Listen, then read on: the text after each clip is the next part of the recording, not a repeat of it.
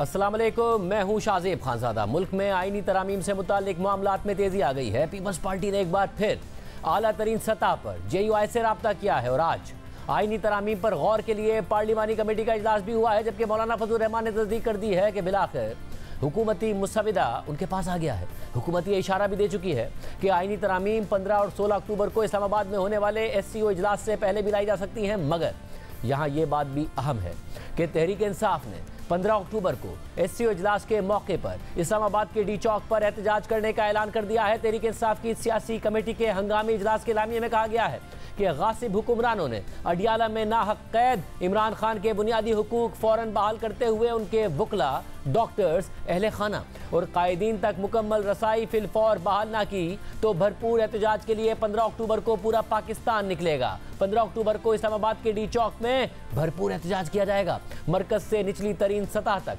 तमाम तंजीमी जिम्मेदारान और विंग्स को एहतजाज की तैयारियों को हतमी शक्ल देने की हिदायत की गई है और इन तैयारियों के पेश नज़र पंजाब के इजला में एहतजाज मनसूख कर दिया गया है। साथ ही आज एक और अहम पेशरफ्त भी हुई है। रजिस्ट्रार सुप्रीम कोर्ट का सुप्रीम कोर्ट बार एसोसिएशन को लिखा गया खत सामने आ गया है, जिसमें बताया गया है कि चीफ जस्टिस काजी फाइज ईसा की रिटायरमेंट पर 25 अक्टूबर को सुबह 10:30 बजे सुप्रीम कोर्ट में कोर्ट रूम नंबर 1 में फुल कोर्ट रेफरेंस होगा।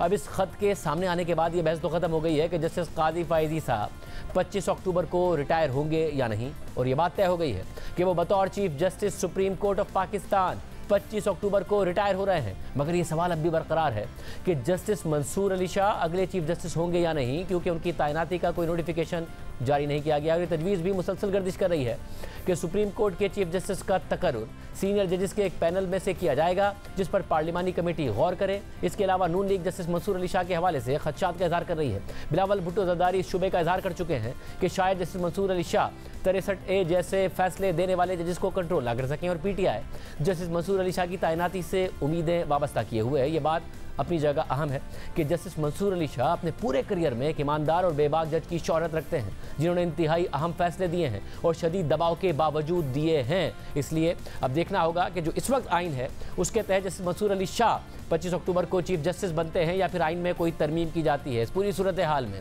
आज पार्लियामेंट की खुसूसी कमेटी का इजलास हुआ है, जिसमें हुकूमत और अपोजिशन दोनों ने शिरकत की है और उस मुजव्विज़ा आइनी तरमीम पर बात हुई है। जिसके बाद मीडिया से गुफ्तगू करते हुए पीपल्स पार्टी के चेयरमैन बिलावल भुट्टो जरदारी ने कहा कि हुकूमत 2/3 अक्सरियत के साथ बैठी है, वो कब तक हमें मौका देगी कि हम इत्तफाक राय पैदा करें। PTI और JUI की तरफ से हमें एक पॉइंट भी नहीं मिला। हुकूमत वाकई पूरा 2/3 अक्सरियत के साथ बैठे हैं और इन्होंने हमारा पिछले महीने जो मीटिंग हुआ उसके बाद से लेके आज तक उस इंतजार में कि किसी तरीके से पॉलिटिकल पार्टीज की कंसेंसस हो, ना कि हुकूमत की जोर हो। That's a welcome step. हम कब तक ये हुकूमत से उम्मीद रख सकते हैं कि वो अपना सारे प्रायोरिटीज छोड़ के अपना जो ज़हन में तय हुआ सोचा हुआ गया टाइम फ्रेम है वो छोड़ के वो कब तक हमें स्पेस देंगे कि हम पॉलिटिकल पार्टीज की कंसेंसस बनाएं? ये मेरे लिए एक सवाल है। आज तक तो सिर्फ पाकिस्तान पीपल्स पार्टी का हतमी डॉक्यूमेंट सामने आया, फिर ऑपोजिशन की तरफ से चाहे वो मौलाना फजल रहमान साहब हो चाहे वो PTI की तरफ हमें एक पॉइंट भी नहीं मिला। तो मेरे लिए अब ये बहुत जरूरी है कि मैं ये डायरेक्टली JUI के क़यादत के साथ क्लैरिफाई कर लूँ कि पीपल्स पार्टी का ड्राफ्ट मौजूद है और जितना जल्दी और मुमकिन हो हम आपस में कंसेंसस बनाएं, जिसका इशारा आज मौलाना फजल रहमान साहब ने दिया। बिलावल जरदारी की नंबर पूरे होने की बात को मौलाना फजल रहमान ने सियासी बदअखलाकी करार दिया और कहा कि इससे आइन को मुतनाज़ बनाने की बुनियाद पड़ जाएगी। ये बातें कहना जी कि नंबर पूरे हैं, नंबर पूरे हो जाएंगे, एक सियासी बदअखलाकी भी है और इससे आइन को मुतनाज़ बनाने की भी एक बुनियाद पड़ जाएगी और एक मुतनाज़ा तरमीम आइन में लाने की बजाय क्यों ना हम इत्तिफाक राय की तरफ चलें। आज के इजलास में PTI के अरकान ने भी शिरकत की। PTI के चेयरमैन बैरिस्टर गौहर खान ने मीडिया से बात करते हुए कहा कि कोई ऐसा ड्राफ्ट नहीं आया जिसे हम समझें कि फाइनल है। पीपल्स पार्टी हुकूमत से बात करेगी, इसके बाद जो ड्राफ्ट आएगा उस पर हम अपना फीडबैक देंगे। अभी तक कोई कंसेंसस नहीं है, हमने कोई ना बात की है, ना डिस्कशन ज्यादा हुई। हमने सिर्फ ये कहा बशमूल मौलाना साहब के कि हम डिस्कस क्या कर रहे हैं। आपने रात को फोन किया, इतने उजलत में आप लोग हैं, जल्दी से आपने सेशन बुलाया, हम सारे आपके पास आ गए, यहाँ बैठ करके सिर्फ चाय पी करके एक दूसरे से बात करके चले जाते हैं। किस चीज़ को हमने डिस्कस करना है, कोई खदो हाल तो बताओ। पीपल्स पार्टी की कुछ सजेशंस थी, वो इन राइटिंग आई है, और लॉ मिनिस्टर साहब ने कुछ सजेशंस दिए कि ये कोई वकीलों की तरफ से आया है, कोई ऐसे ड्राफ्ट नहीं आया जिसको हम समझे कि ये फाइनल है। पीपल्स पार्टी समेत फिर गवर्नमेंट के साथ ड्राफ्ट करेगी, उनकी तरफ से जो कोई वर्शन आएगा उस पर हम अपने फीडबैक देंगे कि क्या करें उसके साथ। अगर आपने कॉन्स्टिट्यूशनल कोड बनाना है नहीं बनाना, अगर कॉन्स्टिट्यूशनल कोड बनता है तो सुप्रीम कोर्ट वैसे भी डिस्ट्रिक्ट कोर्ट बराबर जैसे हो जाए। वज़ीर कानून आज़म रज़ी तारड़ ने कहा कि हमने जुडिशल पैकेज पर अपनी और बार्स की तहरीरी तजावीज़ कमेटी के सामने रखी हैं। पीटीआई ने तजावीज़ का जायजा लेने के लिए वक्त मांगा है, जबकि तहरीक इंसाफ के रहनुमा और साबिक स्पीकर असद कैसर ने इल्ज़ाम लगाया है कि हमारे अराकीन को दबाया भी जा रहा है और 20-20 करोड़ रुपए की ऑफर की जा रही है। कोशिश कर रहे हैं कि 17 या 18 को ये अमेंडमेंट लेके आ रहे हैं। हमारे खैबर पख्तूनख्वा के मैनेजर ने मुझे अप्रोच किया है कि हमें दबाया भी जा रहा है, हमें पैसों की लालच भी दी जा रही है और तकरीबन 20-20 करोड़ रुपए की ऑफर भी है और मिनिस्ट्री की ऑफर भी है। आज पार्लिमानी कमेटी के इजलास के बाद एक अहम पेशरफ्ती सामने आई है कि बिलावल भुट्टो जरदारी, जिन्होंने गुज़िश्ता रोज़ नवाज शरीफ से मुलाकात की थी, उन्होंने आज खुद मौलाना फजल रहमान से मुलाकात की है, जिसके बाद न्यूज़ कॉन्फ्रेंस करते हुए मौलाना फजल रहमान ने कहा है कि हमने 18वीं तरमीम में 9 माह लगाए थे, इसके लिए कम से कम 9 दिन तो लगेंगे। हम मुस्तविदा तहरीक इंसाफ को और पीपल्स पार्टी हुकूमत को पेश करेंगे। इसमें पेशरफ्त हुई है और आज हम उस पर बातचीत का आगाज़ कर रहे हैं। आज ही अराकीन कमेटी को उन्होंने कापियाँ तकसीम की हैं। हम ये भी तजवीज़ कर रहे हैं 19वीं तरमीम को ख़त्म किया जाए और वापस 18वीं तरमीम को बहाल किया जाए, जिसमें कि जजों के तकर्रुर सीनियरिटी की बुनियाद पर हो, कारकर्दगी की बुनियाद पर हो। जहाँ अदलिया के कमीशन का, वहाँ पार्लियामान का भी एक किरदार उठाया जाएगा। हमारे मौक़िफ़ को अवाम में पजीराई मिली है। अदलिया को खुदा के लिए सियासत में तकसीम न करो। आईनी अदालत हो या आईनी बेंच हो, ये दोनों एक दूसरे के मुतबादल हो सकते हैं और इसमें अगर हमारा तनाज़ा ख़त्म हो सकता है तो ये इतना बड़ा इशू नहीं है। कोशिश यही है कि पहले पीपल्स पार्टी और हम इत्तेफाक राय करें, फिर हम वो पीटीआई के सामने पेश करें और वो पीपल्स पार्टी अपनी हुकूमती इत्तेहादियों के सामने पेश करें। हम कोई ताख़ीर के शौकीन नहीं हैं, लेकिन अगर हमने 18वीं तरमीम में 9 महीने लगाए थे तो कम से कम इसके लिए 9 दिन तो दिए जाए ना। पीपल्स पार्टी के मुसव्विदे के कुछ नकात सामने आए हैं उन पर। इसके अलावा इस वक्त जेयूआई क्या सोच रही है, हम बात करने के लिए हमारे साथ मौजूद हैं सेनेटर कामरान मुर्तज़ा साहब, सीनियर रहनुमा जमीयत उलमा इस्लाम। कामरान मुर्तज़ा साहब, बहुत शुक्रिया मुझे ज्वाइन करने के लिए। ज़ाहिर है आप उन रहनुमाओं में से थे जिन्होंने बहुत पहले ट्रांसपेरेंसी की बात की, जिन्होंने कहा कि जी कम से कम मुसव्विदा शेयर किया जाए, चीज़ें ट्रांसपेरेंट अंदाज में हो, जल्दबाजी ना की जाए, और उसके बाद उसके असरात भी हुए। अब बाकायदा तौर पर डिले हुआ, आज मुसव्विदा भी शेयर हुआ, मगर आपका मुसव्विदा आपने मौलाना से शेयर किया था, उन्होंने क्यों नहीं शेयर किया पीपल्स पार्टी के साथ या दीगर इत्तेहादियों के साथ? देखिए, मुसव्वदा मेरा ख्याल है कि उस मौलाना की विजडम जो है ना, यहाँ पे उसका कायल होना पड़ेगा। हमने तो वो जो 56 क्लासेस बने थे उनके जो है ना, उनके लिए जो है ना हमने तजावीज़ दी थी कि उसको इस तरह से नहीं, इस तरह से होना चाहिए। तो अब तो 56 क्लासेस नहीं रह गए, अब तो सिर्फ कॉन्स्टिट्यूशन कोड की बात की गई है या उससे मुतल्लिक जो है बातें रह गई हैं पाकिस्तान पीपल्स पार्टी की तरफ से भी और नून लीग की तरफ से भी। तो उसमें हमारी अपनी तजावीज़ हैं। कल 2:30 बजे हमने मीटिंग रखी हुई है पाकिस्तान पीपल्स पार्टी के साथ। हम अपनी तजावीज़ पे हैं और वो अपनी तजावीज़ पे हैं। देखते हैं कि कल हम किस हद तक आगे बढ़ सकते हैं आपस में, और अगर कोई कंसेंसस डेवलप हो जाता है तो देन जो है ना पीटीआई की तरफ हम जाएंगे उस डॉक्यूमेंट को लेके, और नून लीग की तरफ जो है पाकिस्तान पीपल्स पार्टी जाएगी। तो कल 2:30 बजे हमने इस पे रखा, 12 सवा 12 बजे जो है ये स्पेशल कमेटी का इजलास है, और देन इसको फारिग करके फिर नवीद कमर साहब के घर पे जो है वो हम बैठ जाएंगे और देखते हैं कि कहाँ तक आगे जाया जा सकता है। साहब, अगर पीटीआई को आप किसी भी तौर पर मना पाएंगे, उन्होंने तो 15 अक्टूबर जो कि एससीओ का पहला दिन है इजलास का, उस दिन उन्होंने इस्लामाबाद में डी चौक पर प्रोटेस्ट का ऐलान कर दिया है। देखिए, उसके लिए हमारी उनके लिए भी रिक्वेस्ट तो यही होगी कि वो ये मौका नहीं है इस मौके पे एहतजाज किया जाए, मगर इंगेज तो हम करेंगे इस बावजूद इसके, क्योंकि वो अलग पार्टी है, उसकी अपनी मर्जी है कि वो एहतजाज करे या ना करे। रिक्वेस्ट हमने की है, मौलाना साहब ने आज भी कहा है मगर इसके बाद जो अगला स्टेप ये होगा कि जो कुछ भी हमारे और पीपल्स पार्टी के दरमियान फाइनल हो जाता है तो फिर हम वो लेके पीटीआई के पास जाएंगे और पीटीआई को कहेंगे कि ये देखिए ये जो है ना ये सूट करता है या नहीं करता। और इसी तरह से पाकिस्तान पीपल्स पार्टी अपनी इत्तेहादी जमात नून लीग के पास जाएगी और उनको बताएगी कि जी हमारे दरमियान ये कंसेंसस हुआ है, अगर हो गया तो ये बातें इस तरह से हैं अभी तक जो तय हुई हैं। वैसे मगर क्या पीपल्स पार्टी कम से कम जब आज मीटिंग में आई तो वो ये कह के आए कि ये जो मुसविदा हम आपको पेश कर रहे हैं पीपल्स पार्टी का, इस पर पीपल्स पार्टी और नून लीग का इत्तेफाक हो गया है?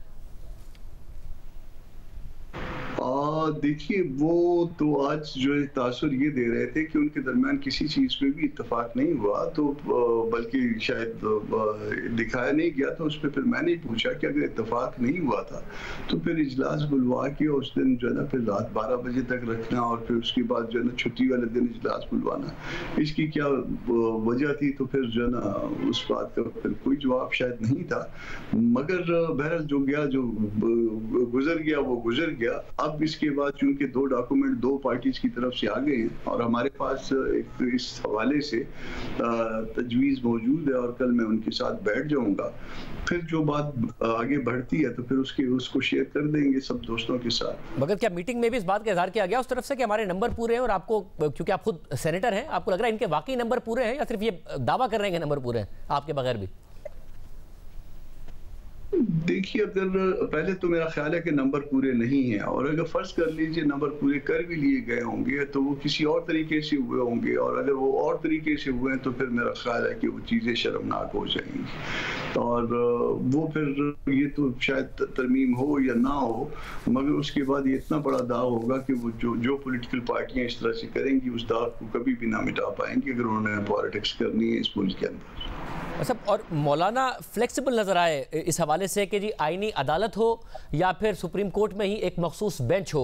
उन्होंने कहा ये मामला इतना अहम मामला नहीं है, दोनों सूरतों में बात की जा सकती है और मुज़ाकरात हो सकते हैं। पीपल्स पार्टी मगर बाकायदा तौर पर वो कहते हैं कि जी हमारी तो चार्टर ऑफ डेमोक्रेसी से ये प्रॉमिस है और उसको हमने पूरा करना है। उन्होंने वफाक में भी और फिर सूबों में भी जो है आईनी अदालत का कॉन्सेप्ट दिया, आर्टिकल 184 को मुकम्मल तौर पर ख़त्म करने की बात कर रहे हैं, फिर जो सदर की तरफ से मुशावरत होती है वो ख़त्म करने की बात कर रहे हैं, बहुत ज़्यादा इख्तियार होंगे फेडरल जो कोर्ट होगी आईनी अदालत।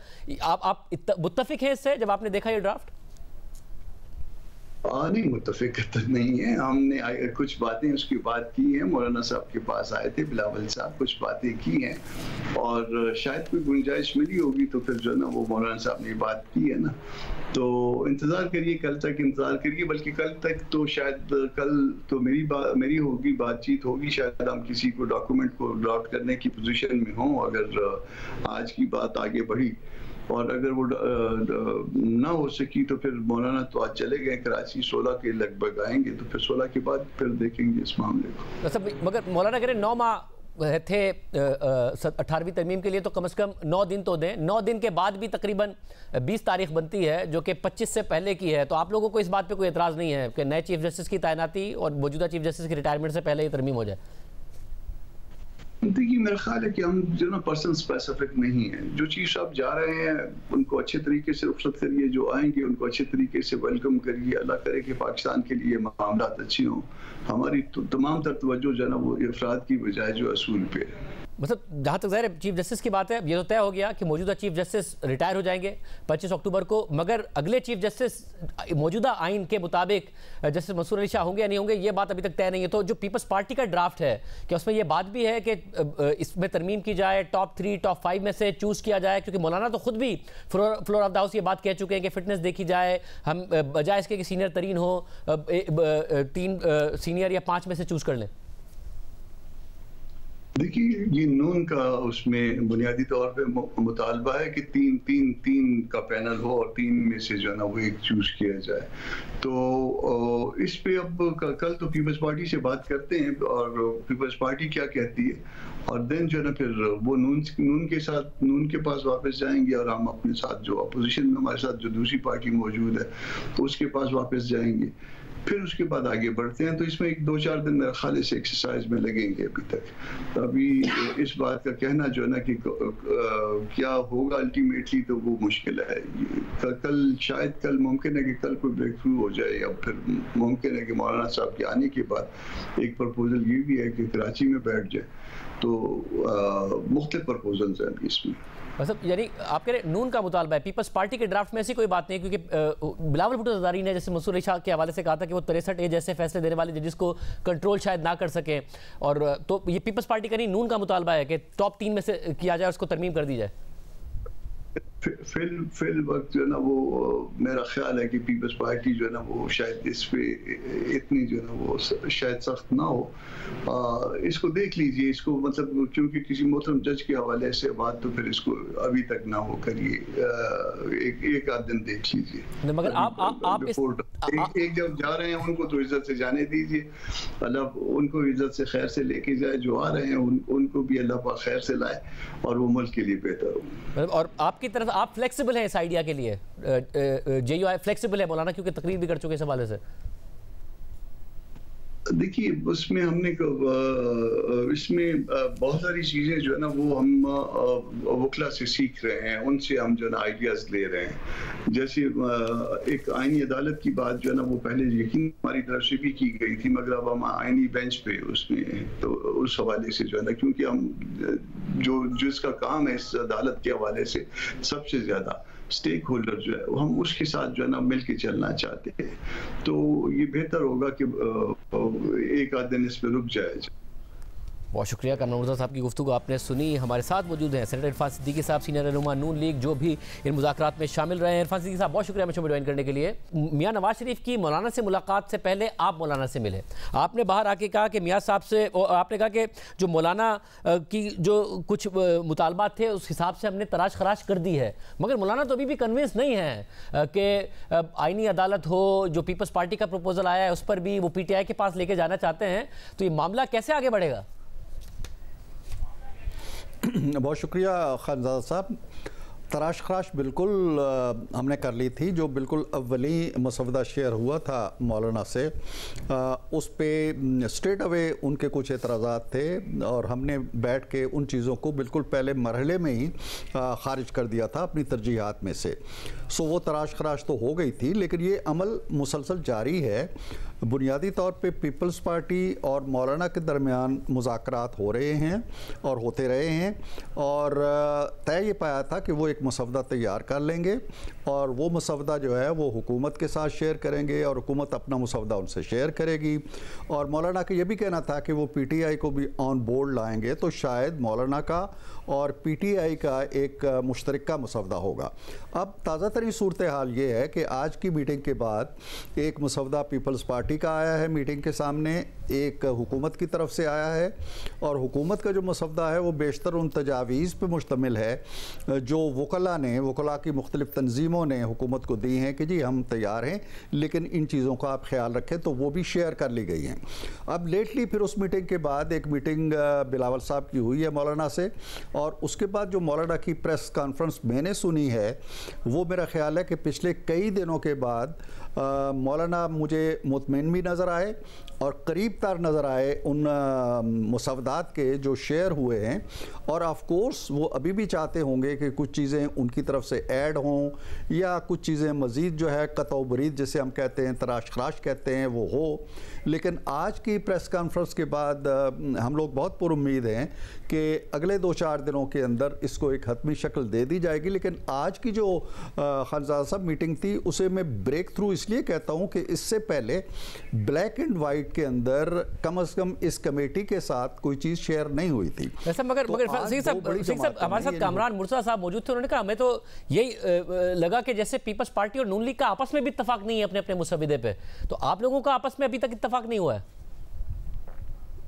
देखिए, एक चीज़ होती है इत्तेफाक ना होना एक चीज़ होती है जी कि बहुत बड़ा कोई इख्तलाफ होना, लेकिन दो चीज़ों पे हम सब का इत्तफाक है, मौलाना का भी इत्तफाक है। वो ये कि कॉन्स्टिट्यूशनल कोर्ट होनी चाहिए और ये कि जजों की जो तकर्री का तरीक़ाकार है वो 18वीं तरमीम के मुताबिक जाना चाहिए। ये दो उसूली बातें हैं जिनमें ना मौलाना को इख्तलाफ है, ना पीपल्स पार्टी को है, ना हमें है।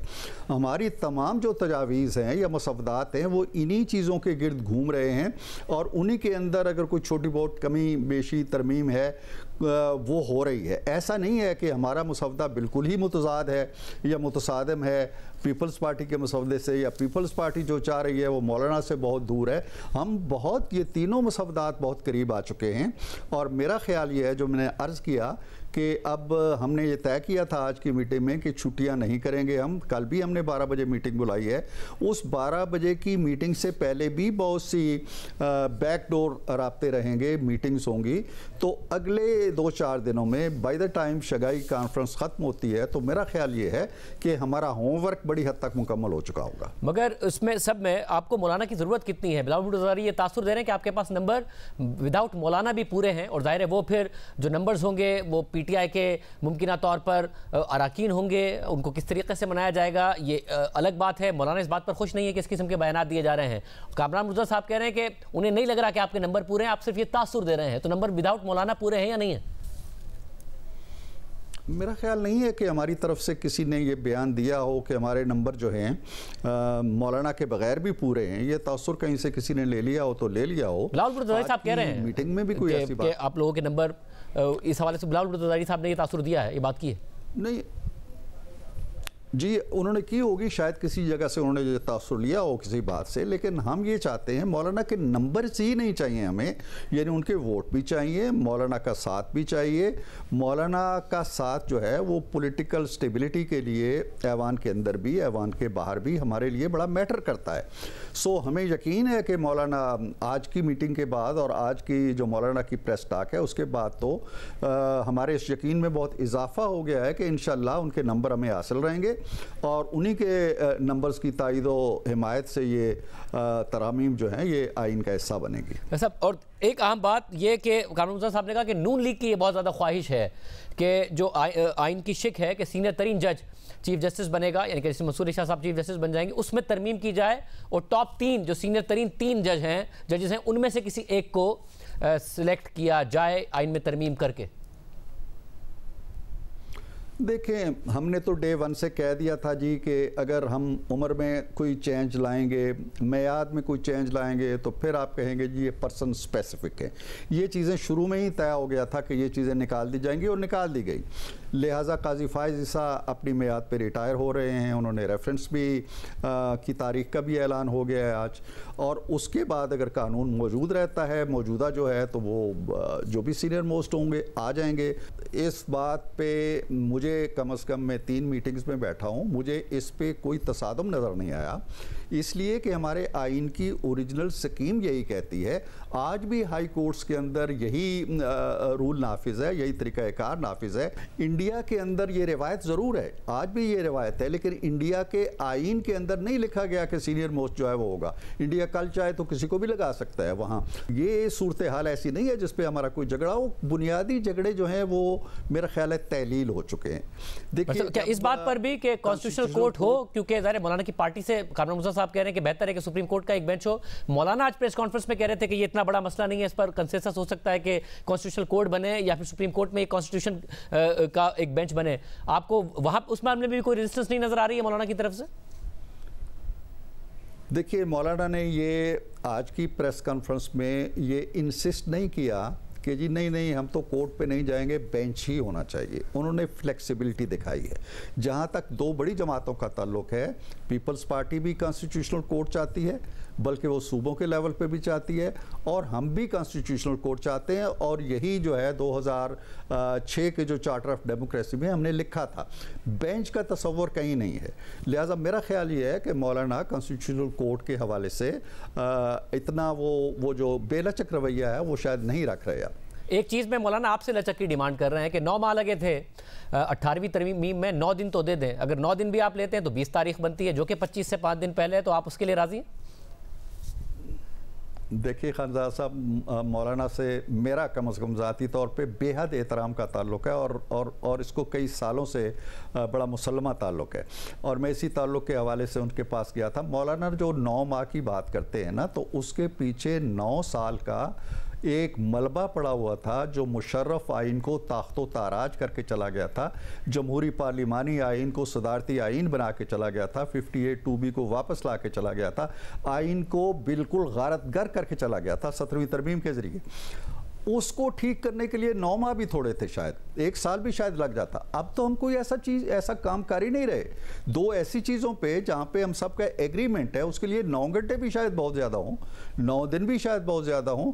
इसमें कोई बुनियादी स्ट्रक्चर जो है नहीं हम बदल रहे। मगर साहब, आपके रिमार्क से तासुर मिल रहा है जैसे आप SCO के इजलास से पहले भी तरमीम के लिए जा सकते हैं।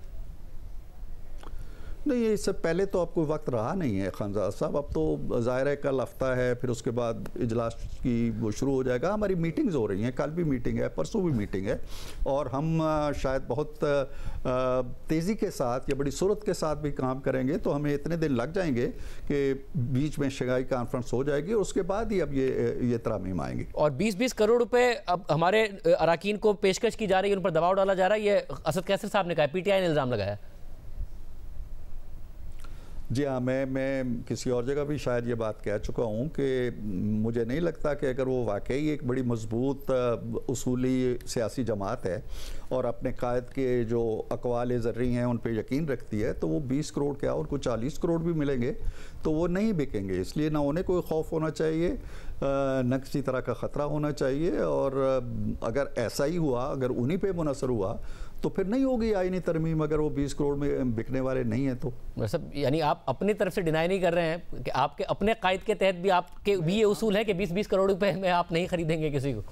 नहीं, मैं बिल्कुल नहीं कह रहा, ये बात उनकी तरफ से आई है।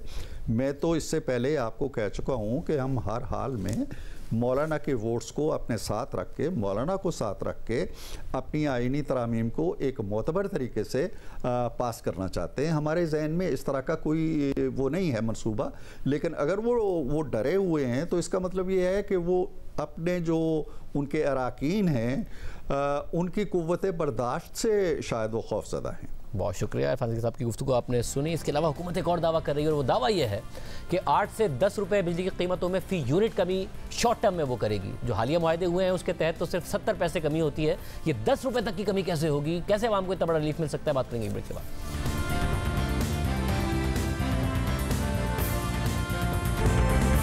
हुकूमत ने बिजली बनाने वाली 5 कंपनीज के साथ मुआहदे ख़त्म कर दिए हैं। टेक और पे मुआहदा नहीं होगा।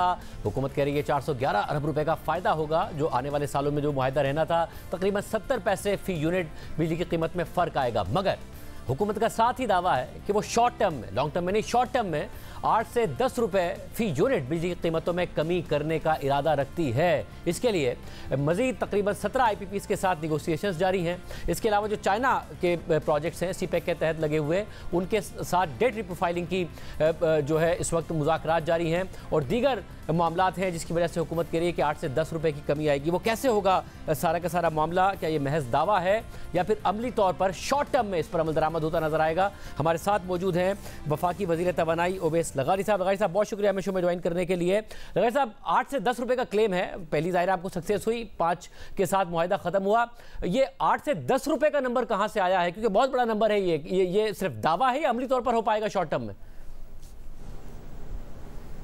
शाहजेब भाई, बहुत शुक्रिया आपने मुझे इनवाइट किया। ये हमारा हदफ है और हमारी हुकूमत ने तमाम अपने एलाइज के साथ मिलके और ख़ास तौर पे मियाँ नवाज शरीफ साहब की बहुत ये पुरज़ोर इसरार है और अवामी भी ज़रूरत है कि हम कम अज़ कम एक अच्छा खातिर खा रिडक्शन करें कीमतों के अंदर।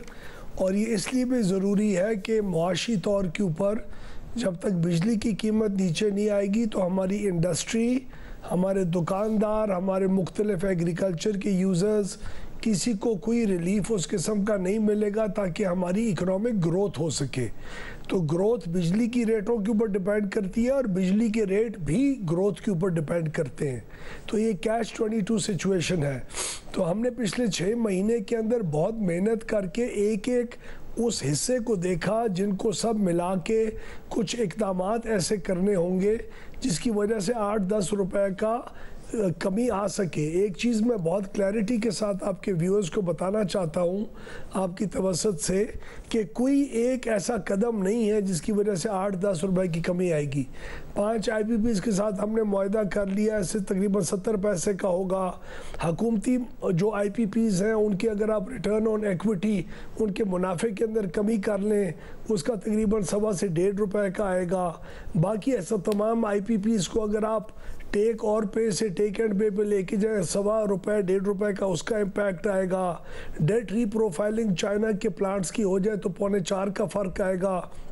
बाकी कोई 3-4 रुपए 5 रुपए बच जाएंगे इस 8-10 रुपए के अंदर।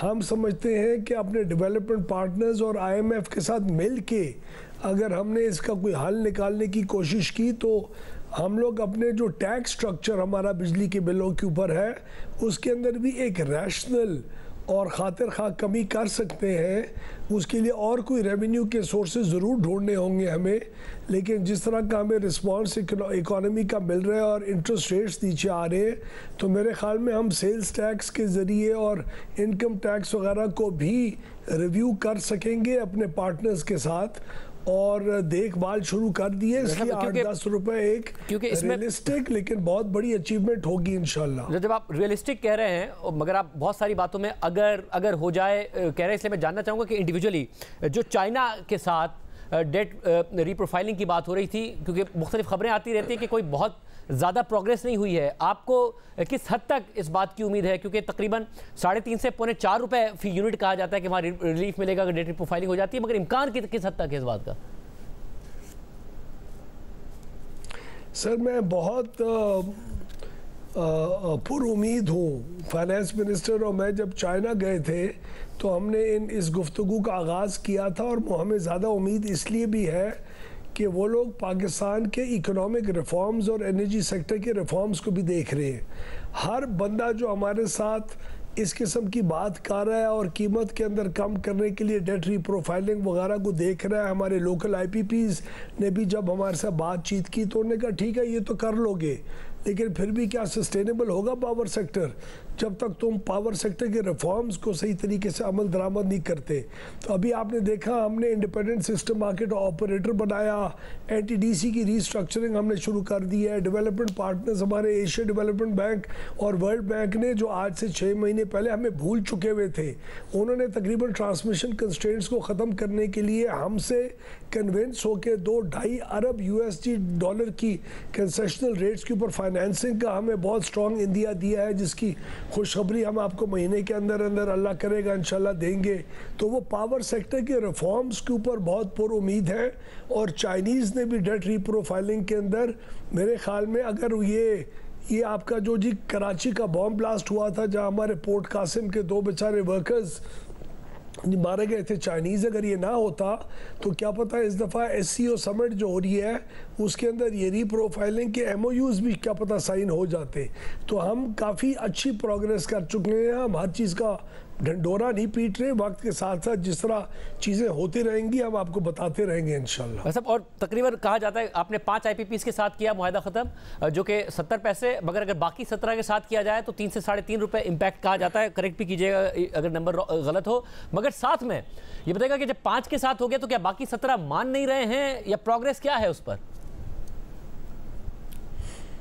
नहीं शाहजेब भाई, हमने पहले 5 उठाए कि क्या ये 5 ऐसे IPPs थे जिनकी ज़रूरत ही नहीं है सिस्टम को, यानी ना हमें कैपेसिटी चाहिए इनकी, ना कोई ट्रांसमिशन के कंस्ट्रेंट्स हैं जो इनको ऑन करके वो सिस्टम की स्टेबिलिटी चाहिए थी। तो हमने कैटेगराइज किया, 5 ऐसे निकाले जिनकी ज़रूरत नहीं है, बाकी ऐसे हैं जिनकी हमें ज़रूरत है लेकिन उनका क्योंकि इस्तेमाल मुख्तलिफ औकात के ऊपर कम होता है तो हम उनकी कैपेसिटी पेमेंट का जो बोझ है वो ज़रा हल्का करना चाहेंगे ताकि लोगों को उसका कोई बेनिफिट हम दे सकें और उनका भी बिजनेस मॉडल सर्वाइव कर सके। सब साथ में अब जब आप ये कहते हैं कि आप एक इंडिपेंडेंट सिस्टम बायर्स मार्केट बनाना चाह रहे हैं, जिसमें इंडिपेंडेंटली जिस तरीके से स्टॉक मार्केट में ट्रेड होती है उस तरीके से लोग आएँ, बाय करें, सप्लायर वहाँ पर अपने रेट तय करे और बायर जो है वो रेट की बिड करे। मगर मसला ये है कि अगर आप ये 94-2002 की पॉलिसी के तहत लगे प्लांट्स को कर भी दें टेक एंड पे, मगर 2013 के बाद जो प्लांट्स लगे वो तो टेक और पे ही हैं, और सिंगल बायर्स मार्केट है, रेगुलेटेड मार्केट है, टैरिफ गवर्नमेंट डिटरमिन करती है, बहुत सारे मुआहदे हुकूमत की गारंटीज के तहत हुए, ये मार्केट कैसे डेवलप कर पाएंगे आप? इंडिपेंडेंट सिस्टम मार्केट ऑपरेटर में हम कुछ लोगों को फर्स्ट फेज के अंदर इजाज़त देंगे कि वो हमारे सिस्टम को छोड़ के और हमारे जो जनरेटर्स हैं, जो IPPs हैं या मुख्तलिफ जनरेशन प्लांट्स हैं, वो हमारे साथ जो बाहर निकलना चाहेगा वो सिस्टम से निकले और इस एक्सचेंज के ज़रिए एक दूसरे के साथ ख़रीद और फ़रोख्त शुरू कर दें। मसलन मैं आपको एक मिसाल दूं, हमारे टेक्सटाइल वगैरह के जो एक्सपोर्टर्स हैं उनकी अब एक शर्त आ गई है इंटरनेशनल मार्केट्स के अंदर कि आपका रिन्यूएबल एनर्जी के ऊपर काम होना चाहिए और क्लीन एनर्जी की बेसिस के ऊपर आपको अपने प्रोडक्ट्स को तैयार करना चाहिए। तो उनकी उन ज़रूरियात को पूरा करने के लिए और एक्सपोर्ट मार्केट के अंदर उनकी जो शेयर है उसको मेनटेन करवाने के लिए हम क्या पता फर्स्ट फेज़ के अंदर उस किस्म की एक्सपोर्ट मार्केट के जो मैन्युफैक्चरर्स हैं उनको ये अपॉर्चुनिटी दें कि वो हमारे सिस्टम से निकल के हमारे ऊपर एक सिर्फ व्हीलिंग चार्ज हमें दे के और वो ISMO जो सिस्टम मार्केट ऑपरेटर होगा उसके ज़रिए ये बायलैटरल कॉन्ट्रैक्ट्स करें और उसका ऊपर काम शुरू कर दें। फिर जो नेक्स्ट फेज़ होगा 1-2 सालों के बाद वो इसको फर्दर लिबरेट करेगा और आप और मुझ जैसे जो बल्क बायर्स कुछ होंगे, कुछ कंपनीज होती है, कुछ सिस्टम्स होते हैं, कुछ स्कूल्स के सिस्टम्स होते हैं, कोई एयरपोर्ट्स होते हैं, उनको भी जो बड़े ख़रीदार हैं उनको भी आपस में मार्केट के अंदर ट्रेड करने के ऊपर इनकरेज करेगा और ये चीज़ पर नीचे कंज्यूमर लेवल और डिस्ट्रीब्यूशन कंपनी तक आएगी। लाहौर की इलेक्ट्रिक कंपनी को अगर सस्ती बिजली कोई और जनरेटर दे रहा होगा तो वो CPPA से हुकूमत का जो एक सप्लायर है उससे नहीं लेगी, वो सस्ती बिजली लेगी और यही कंज्यूमर्स को बेनिफिट होगा और इससे मार्केट के अंदर कंपटीशन किक इन होगा जो आइंदा चंद सालों में आपको एक बहुत अच्छा और सेल्फ सस्टेनिंग सेक्टर देगा इंशाल्लाह। सब एक और मसला जो कि कैपेसिटी पेमेंट्स का जो जिन है, क्योंकि ज़ाहिर आप 2013 के बाद लगे जो प्लांट्स हैं उनको तो टेक और पे से नहीं निकाल पाएंगे, यानी कैपेसिटी पेमेंट का मसला उस वक्त तक रहेगा जब तक डिमांड नहीं बढ़ती। अब डिमांड अगर हम सिर्फ अगस्त के महीने में देखें तो पिछले साल के मुकाबले में 17.5% कमी आई है, हालांकि कोई बेस भी कोई ऐसा नहीं था बढ़ा हुआ क्योंकि साल हर साल कमी ही आ रही है डिमांड में। 2 माह में 9% की तकरीबन कमी है और सर्दियों में एक अलग मसला हो जाता है। तो आप डिमांड को बढ़ाने पर कैसे फोकस कर पाएंगे कि डिमांड बढ़े ताकि कम से कम कैपेसिटी पेमेंट का प्रॉब्लम ना क्रिएट हो? मैं आपके तवज्जुह से व्यूअर्स को ये बताना चाहता हूँ कि पिछले 6 महीने में हमारा नेशनल ट्रांसमिशन के अंदर जो मेजर गलतियाँ थी उनको हल करना एक रिफॉर्म का ऐसा था। आज हम अचीव कर चुके हैं उसकी फाइनेंसिंग। डिस्कोस को प्राइवेटाइज करना था, हमारे फाइनेंशियल एडवाइजर्स हायरिंग की प्रोसेस के अंदर है। अगले साल के एंड तक आपके 6 डिस्कोस प्राइवेटाइज इंशाल्लाह हो गए होंगे। नंबर 3 आपने इंडिपेंडेंट सिस्टम मार्केट ऑपरेटर बनाना था, आज वो उसकी अप्रूवल हो गई है। जनवरी में एक full fledged operator in action होगा। आपकी जनरेशन की कॉस्ट को नीचे करना था, IPPs का पहला मरहला पास हो चुका हुआ है। इसी तरह हम इंशाल्लाह इन द फ्यूचर ये चीज़ भी इंश्योर करेंगे कि हमारे जो आने वाले प्लांट्स हैं और जो बाकी प्लांट्स हैं उनकी खपत किस तरह होगी। तो डिमांड क्रिएशन हमारा एक बहुत बड़ा रिफॉर्म का हिस्सा है जिसके ऊपर एज वी स्पीक बहुत सीरियस काम हो चुका है और मैं शायद आपसे आज ना शेयर कर सकूं लेकिन जल्द आपको खुशखबरी दे सकूं कि हम इस किस्म के पैकेजेस शायद लेके आएँ जिसकी वजह से हमारी डिमांड बेहतर रेटों की वजह से डिमांड इंशाल्लाह बढ़ेगी और जो अनयूटिलाइज्ड डिमांड ख़ास तौर पे सीजनल वेरिएशन की वजह से होती है उसके अंदर खातिर खा इजाफा होगा जो कैपेसिटी पेमेंट्स के बोझ को संभालेगा। सर्दियों का जो मसला है अब ज़ाहिर है क्योंकि पाकिस्तान की डोमेस्टिक सेक्टर ड्रिवन डिमांड है ना कि इंडस्ट्रियल सेक्टर ड्रिवन, तो सर्दियों में लोग बिजली कम इस्तेमाल करते हैं तो बिल्कुल बहुत बड़ा ड्रॉप आता है। सर्दियों के लिए आप क्या करेंगे डोमेस्टिक सेक्टर के लिए भी और इंडस्ट्री को भी इंसेंटिवाइज करने के लिए कि वो ग्रिड से बिजली ले? देखिए जी, आपको कीमत ही कम करनी पड़ेगी रेट ऊपर लेके जाने के लिए। इसी पैकेज के ऊपर हम लोग काम करें और ये जो एनवायरनमेंट है ये सिर्फ 1 साल का नहीं होना चाहिए मेरे अंदाजे में, ताकि इंडस्ट्री अपनी फ्यूचर की प्लानिंग भी कर सके। उनको पता हो कि अगले 5 साल के अंदर हर साल इस मौसम के अंदर बिजली का रेट क्या होना है, ताकि उसी की बुनियाद के ऊपर वो अपने पहले से ऑर्डर्स को प्री ऑर्डर करें, अपनी कैपेसिटी को इन्हांस करें और अपनी सारा मैन्युफैक्चरिंग का जो पूरा एक स्केड्यूल है उसको प्लान करें। तो हमारा इंडस्ट्रियल डिमांड जो हेल्दी डिमांड है, ये पंखों और एसी वाली डिमांड गर्मियों वाली जो होती है, इसी ने तो हमारा बेड़ा गर्क किया है कि हमें प्लानिंग करनी पड़ती है 25,000 30,000 मेगावाट के ऊपर, जो सिर्फ इस्तेमाल चंद दिन होता है, तो बाकी सारा साल पड़ी वो सारी बिजली ज़ाया हो रही होती है।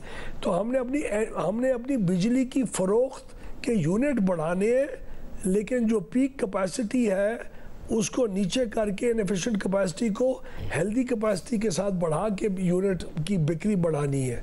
तो ये बहुत साइंटिफिकली हम काम कर रहे हैं। पाकिस्तान में पहले इस गौर व खौज के साथ कभी पावर सेक्टर के अंदर काम नहीं हुआ मेरे अंदाजे के मुताबिक। सब और एक जब ये शॉर्ट टर्म सॉल्यूशंस आपने बताया जिसमें आपसे 8 से 10 रुपए टारगेट कर रहे हैं, डिमांड आप कह रहे हैं कि उससे बढ़ेगी, मगर एक मीडियम टर्म सॉल्यूशन भी बताया गया था जिससे भी बिजली की कीमतों में कहा गया था एक बड़ी कमी आ सकती है, वो था लोकल कोल पर कन्वर्जन मुख्तलिफ प्लांट्स की। वो 3 से 4 साल का काम है, मगर उस पर कोई पेशरफ भी हुई है या नहीं हुई है? जी सर, डेट रीप्रोफाइलिंग के अलावा हमने एक स्पेशल कमेटी भी बनाई थी जिसको हमारे एक ऑफिसर हेड कर रहे हैं। आज शाम को ही मैंने उसकी एक प्रोग्रेस मीटिंग की है। हम आईपीपीज़ के साथ, उन 3 आईपीपीज़ के साथ जिन्होंने कोल कन्वर्ट करना है, उसके पहले 3 मराहिल हम हल कर चुके हुए हैं। रेलवे का लिंक क्या उसकी जी लॉजिस्टिक सपोर्ट को करता है कि वो कोयले की कान से लेके इन प्लांट्स तक उसको पहुँचाए? हाँ, वो दिसंबर इंशाल्लाह अगले साल दिसंबर तक वो रेलवे का लिंक पूरा हो जाएगा। इसके ऊपर तेज़ी से काम प्राइम मिनिस्टर की हदायत के मुताबिक शुरू हो चुका है। दूसरा उसका मेन इशू था कि क्या कोयले की कानें एक्सपैंड कर सकेंगी ताकि इनकी मांग को पूरा कर सकें। हाँ, उसकी हमने SCCMC के साथ और एक और जो कंपनी है हमारी कोयले की कानों वाली, दोनों के साथ बात कर ली है और वो कम्प्लीटली इन सिंक होंगे अपनी बिजली की, हमारे जो प्लांट्स हैं उनकी रिक्वायरमेंट को पूरा करने के लिए। अब थर्ड बात एक सिर्फ रह गई है कि उन स्पेसिफिक प्लांट्स की टेक्निकल और फाइनेंशियल फिजिबिलिटी रन करना, जिसके ऊपर हमने आज इनिशियल वर्किंग सारी की है, लेकिन हम उन IPPs के साथ मिल के जल्द एक स्टडी लॉन्च करने लगे हैं जिसको 2 से 4 महीने लगेंगे उस स्टडी के रिजल्ट्स को आने में, जो एग्जैक्ट नंबर्स के साथ बताएगी कि अगर ये प्लांट कोल कन्वर्ट हुआ तो इसके मुनाफे और इसकी फाइनेंशियल्स के ऊपर क्या इम्पैक्ट पड़ेगा और हमारे ऊपर क्या इम्पैक्ट पड़ेगा। और एग्जैक्ट बैंकेबल डॉक्यूमेंट हमने बनाना होगा 3 से 4 महीने में, जिसके बाद ही चाइनीज़ ये कंपनीज अपना फैसला और हम कर सकेंगे कि कोल कन्वर्जन के ऊपर अब बिस्मिल्लाह की जाए। लेकिन बगैर वो स्टडी किए वो बिस्मिल्लाह नहीं हो सकती, और वो स्टडी ही अब एक ऐसी चीज़ है जो तकरीबन होने को रह गई है और उसकी तरफ हम बहुत तेज़ी से रवा दवा है अल्हम्दुलिल्लाह। बहुत शुक्रिया और वैसे साहब की गुफ्तगू आपने सुनी। प्रोग्राम ब्रेक शामिल करते हैं, एक और आम खबर आपके सामने रखें। खैबर पख्तूनख्वा के ज़िला खैबर में सूबे में अमन व अमान और हुकूक के हवाले से 3 रोज़ा पश्तून कौमी जिरगा आज शुरू होने पर इत्तफाक हुआ। इस सिलसिले में कल रात गए वज़ीर आला खैबर पख्तूनख्वा अली अमीन गंडापुर जमरूद पहुंचे और मुंतज़मीन से मुलाकात करने के बाद जिरगा करने की इजाज़त दे दी। कल वज़ीर आला हाउस पेशावर में वज़ीर आला की मेज़बानी में सियासी जमातों का ग्रैंड जिरगा हुआ था, जिसमें वज़ीर दाखिला मोहसिन नकवी और गवर्नर खैबर पख्तूनख्वा फैसल करीम कुंडी भी शरीक हुए थे। जिरगे में फैसला किया गया था कि मुज़ाकरात और बातचीत के जरिए मसले का हल निकाला जाएगा। वज़ीर आला अली अमीन गंडापुर खैबर जिरगे के हवाले से मुंतज़मीन से मुज़ाकरात करेंगे। इसके बाद कल रात को पहले सूबाई असम्बली के स्पीकर और अरकान पार्लिमान पर मुश्तमिल एक जिरगा जमरूद पहुंचा था। फिर वज़ीर आला अली अमीन गंडापुर खुद जमरूद पहुंचे और मुज़ाकरात के बाद ऐलान किया कि जिरगा होगा, मैं खुद इस जिरगे का मेज़बान हूँ, सफ़ीर बनकर जिरगे के मुतालबात के लिए हर फोरम पर मुकदमा लड़ूंगा। इसके साथ साथ अली अमीन गंडापुर ने तंजीम को कलअदम करार देने और उस पर क्रैक डाउन की मजम्मत करते हुए सारी जिम्मेदारी वफाकी हुकूमत पर डाल दी। हालांकि खैबर पख्तूनख्वा की पुलिस के जरिए क्रैक डाउन पर खुद PTI की सूबाई हुकूमत भी तनकीद की जद में आई थी। खुद जिरगे के मुंतज़मीन ने वफाकी हुकूमत के साथ साथ सूबाई हुकूमत के किरदार पर भी सवाल उठाए थे। ताहम अब सियासी तौर पर मामला आगे बढ़ रहे हैं।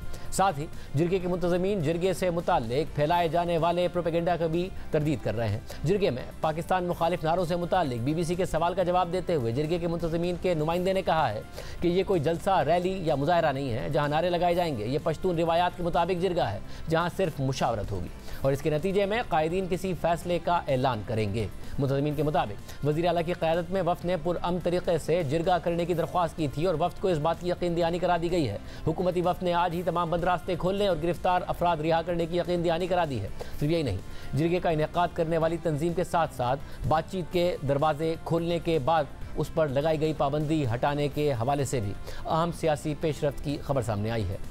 उमर फारूक की खबर सामने आई कि इस सूरत हाल से आगाह कई ज़राए ने बताया है कि वफाकी हुकूमत कुछ शराइत के साथ तंजीम पर हाल ही में लगाई गई पाबंदी हटाने के लिए रजामंद हो गई। ये पेशरफ्त सूबाई हुकूमत की मेज़बानी में कल होने वाले ग्रैंड जिरगे में सामने आई। ज़राए के मुताबिक पाबंदी हटाने के लिए एक ख़ास तरीक़ा कार पर अमल करना होता है, इसलिए फैसला किया गया है कि तब तक पाबंदी की नोटिफिकेशन को मुअत्तल रखा जाएगा। और फिर इस बारे में जियो न्यूज़ से बात करते हुए सूबाई वज़ीर पख्तून यार खान ने भी कहा कि वफाकी हुकूमत पाबंदी हटाने के लिए राज़ी हो गई है और वज़ीर आला मीर गंडापुर को इख्तियार दे दिया है। मोहसिन नकवी साहब जो कि वफाकी वज़ीर दाखिला है, क्या वो एग्री हो गए और उन्होंने बताया आपको कि ये पाबंदी हटा दी जाएगी? अगर गवर्नर साहब साथ बैठे थे, अमीर मकाम साहब बैठे थे, उनकी पार्टी का था, उनकी पार्टी की यहाँ की हमारी जो KP असेंबली में उनकी लीडरशिप है वो साथ बैठी हुई थी, MPs MNAs उनके सारे बैठे हुए थे या और पार्टियों के लोग बैठे हुए थे, उनके सामने अगर एक बंदा कहते हैं कि हाँ ठीक है मैं आपकी बात को मानता हूँ और अब जाए जरगे को इख्तियार देते हैं, CM साहब को इख्तियार देते, CM साहब ने कहा मैं बेइख्तियार नहीं जाऊँगा, मैं मुझे बाइख्तियार बनाया जाए, तो CM साहब को अगर बाइख्तियार बनाना तो ये सारी बातें उसमें आ नहीं गई। मतलब एग्री हो गए वफाकी हुकूमत? एग्री भी हो गया, उनको सारों के सामने ये बात हुई। अच्छा, कि पाबंदी हटाई जाएगी? पाबंदी भी हटाई जाएगी और उनको एक ढांचे के तहत उनको लाया जाएगा। मज़कूरा तंजीम की जानिब से ज़िला खैबर में जिरगा करने के ऐलान के बाद इतवार को वफाकी हुकूमत ने उस पर पाबंदी लगा दी थी और फिर खैबर पख्तूनख्वा में पुलिस ने तंजीम के खिलाफ क्रैकडाउन शुरू कर दिया, जिसमें 4 अफराद मारे गए और कई जख्मी हुए। जिरगे को रोकने के लिए मजीद कार्रवाइयाँ भी की गई, मगर कल पेशावर में होने वाले सियासी जमातों के ग्रैंड जिरगे के बाद वफाकी और सूबाई हुकूमत ने मसले का सियासी हल निकालने और जिरगे के मुंतज़मीन के साथ मुज़ाकरात का फैसला किया और अब ये तवक्को की जा रही है कि तंजीम पर लगाई गई पाबंदी भी हटा ली जाएगी। आज के प्रोग्राम में इतना ही, याद दीजिए। अल्लाह हाफ़िज़।